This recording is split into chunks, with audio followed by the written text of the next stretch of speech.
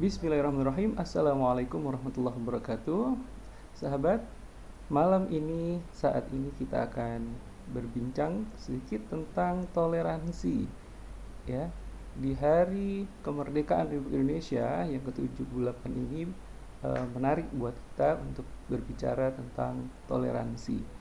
Ya, bagaimana beragama? Nah, ya, toleransi beragama ini tentang toleransi beragama, bagaimana beragama di tengah maraknya pemahaman agama yang saat ini kita ketahui sedikit ekstrim, ya.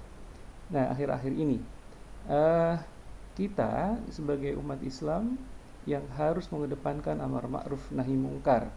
Nah, tentu harus memiliki way out atau jalan keluar yang terbaik, ya, dalam sikap maupun pilihan di antara pendapat-pendapat yang tentunya beragam, sangat beragam.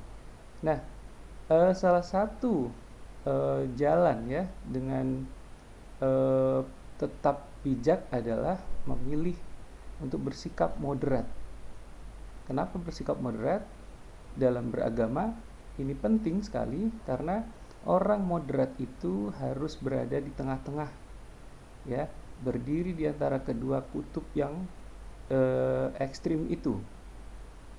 Nah, eh, sikap moderat itu tidak berlebihan, ya, dalam beragama, tapi juga tidak menyepelekan agama.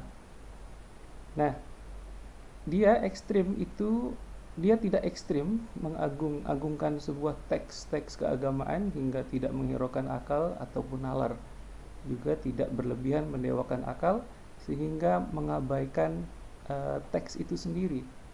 Nah, singkat kata, moderasi beragama itu bertujuan untuk apa? Untuk menengahi serta mengajak kedua kutub ekstrim dalam beragama untuk bergerak ke tengah, ya, kembali kepada esensi ajaran agama, yaitu apa? Memanusiakan manusia.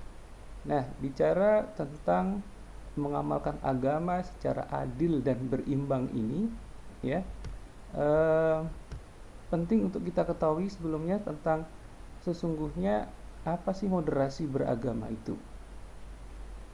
Nah, moderasi beragama itu tentunya yang kita pahami adalah proses untuk memahami sekaligus mengamalkan ajaran agama secara adil dan seimbang.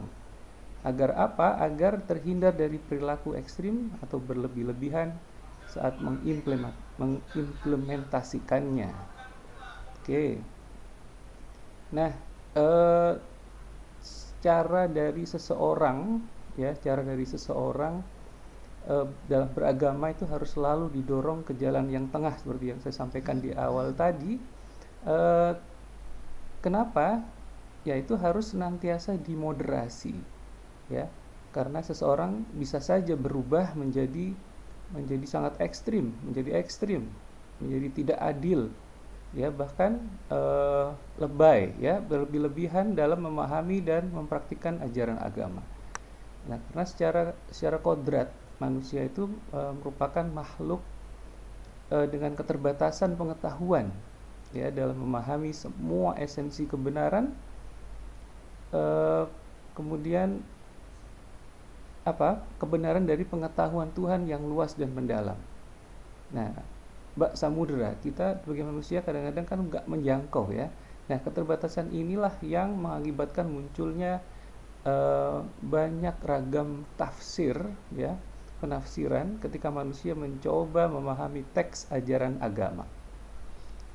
Nah, kebenaran satu tafsir buatan manusia pun menjadi relatif karena kebenaran hakiki sebetulnya hanya dimiliki oleh Tuhan yang Maha Kuasa. Nah, karenanya apa? Moderasi beragama itu gimana?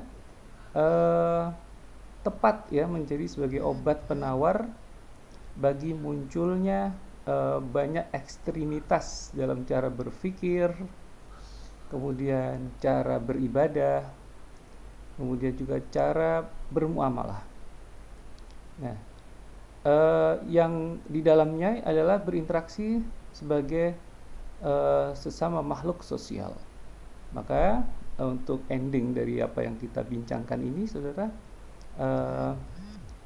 bahwa moderasi beragama berarti cara beragama sebagai jalan tengah, ya, sesuai pengertian moderasi tadi. Nah, dengan moderasi beragama, seseorang tidak ekstrim dan tidak lebay, ya, tidak berlebih-lebihan saat menjalani ajaran agamanya. Nah, orang yang mempraktekkannya, orang yang melaksanakan atau mempraktekkannya itu disebut sebagai moderat. Nah, kira-kira itu yang bisa kita bincangkan ya saat ini.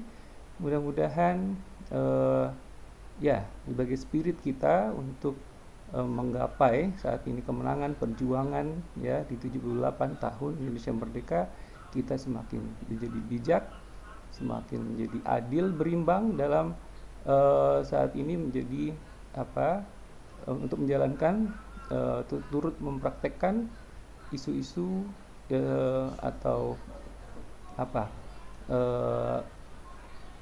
moderasi beragama ya di negara kita.